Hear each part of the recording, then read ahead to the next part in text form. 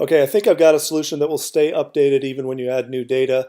I'm going to try to do this again. I just did it once. I hope I can pull it off again because I'm not sure if I can. All right, so first of all, we need a calculated field with, not with person ID, with course, so that we can aggregate all the courses. And this is just because in the set calculation dialog box, it requires you to have an aggregate field, so you can't just use the course name.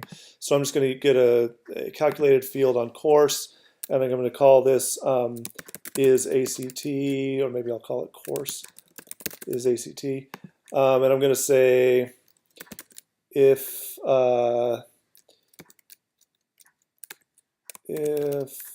left course 3 equals ACT, then 1 else 0 end. And whoops, that's got errors.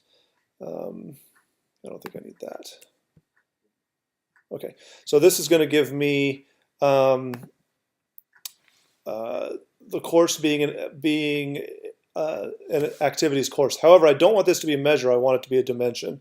So I'm just going to drag that up there. And now I've got this course is ACT up here, activity.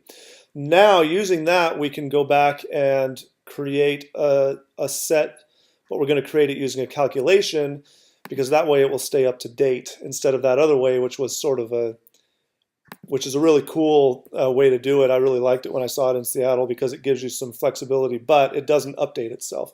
So now we're going to create the set using a formula, and this formula demands that you use an aggregate function. So we're going to say, we want to say max of course ACT. Well, let's do this. Max, I think I do need parentheses on that. I can't ever remember. Of course, ACT equals 1. And that, so now it's going to find every, if we go back here and look at our general tab, we're looking at person ID, and it's going to find person ID where the max of this course ID field equals 1.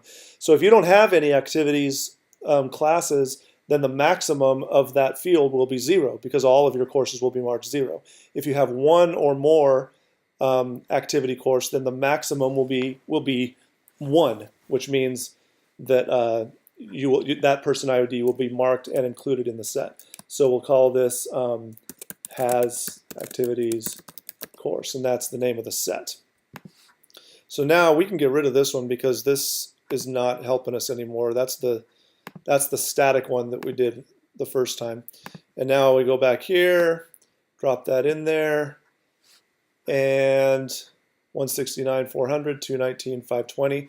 And now, so now that works, and I believe, and you'll have to test this because I don't have access to your data, but I believe if you go in and update data and add more, I think it's going to go ahead and stay updated. And the reason is because because it is on a calculation, on a condition, instead of just a straight list, a select from list. It's actually done via this calculation. So I think it should stay up to date, but let me know if it doesn't. I'll be excited to hear whether or not that works because I think it will. All right, see you later.